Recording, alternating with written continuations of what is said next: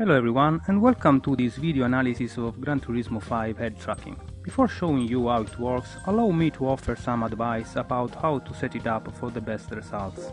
The game offers plenty of options to fiddle with, but the most important factor is the distance from the PSI. You need to sit fairly close to the camera, the optimal distance being at about 1 meter or 3 feet. Also, be sure you set the field of view to narrow by rotating the lens barrier on the PSI accordingly. Now, let's see what else you can do. Face angle and position range options adjust how much the cockpit camera will turn or move around respectively. For the purpose of this video, I'll set everything to max, but I'd suggest to set the angle value to around 5 and leave the position 1 to 10. The face recognition option is basically some sort of a sensitivity option, which you will have to fiddle with yourself because it's affected by light condition. Leave camera exposure and sensitivity to auto, as that way any variation in light condition is automatically compensated. The face recognition size option allows you to change the size of the area within the picture frame that the PSI will scan when searching for a face to track. While not terribly smooth, face position tracking allows you to move the camera point of view freely. The change in perspective also affects the view through the rear mirrors, which is quite useful as it allows to keep chasing cars in view when traveling at different elevations.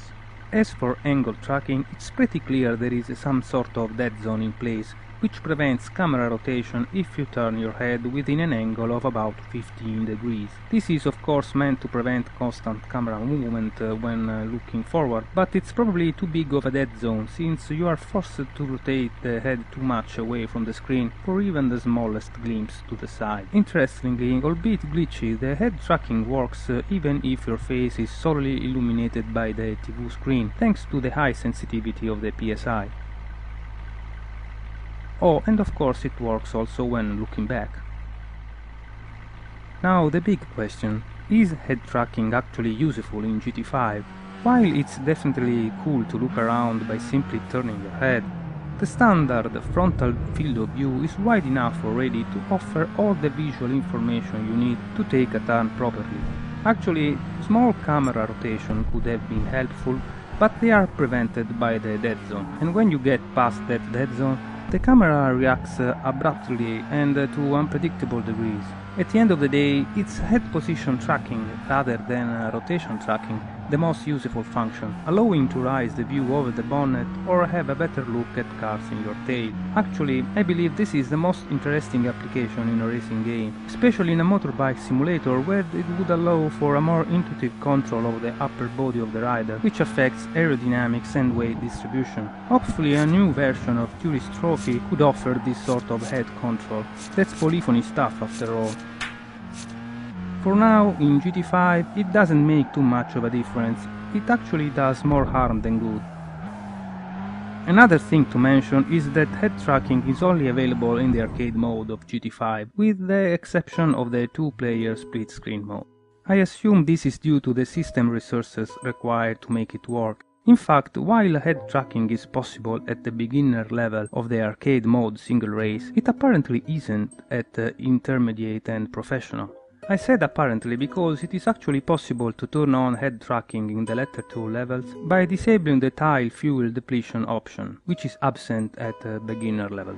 Some have suggested this is only because they don't want you to look around during the pit stops, which are only possible when the above mentioned option is on, but that doesn't seem right, as you can look around during the pit stop regardless, using the left stick. I know it sounds crazy, but to me it seems like disabling that option frees enough processing power to deal with the head tracking, which would also explain why it is not available at all in the more sophisticated career mode. Finally, while making this video, I wanted to verify the effectiveness of the PSI as a head tracking device, so I tested it with a couple of PC applications. At weareautobots.com I successfully turned myself into Optimus Prime. My head movements detected perfectly, even in darkness.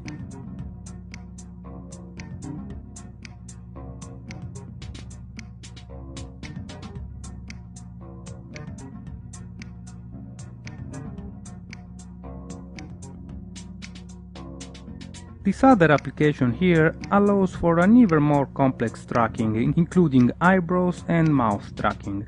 And again, the PlayStation Eye coped with it flawlessly. So if you were wondering if the PSI is up to the task when it comes to head tracking, I'd answer that with a yes, at least from an hardware standpoint and assuming you are not too far from it. Alright, enough with my funny face now. Thanks for watching, ciao!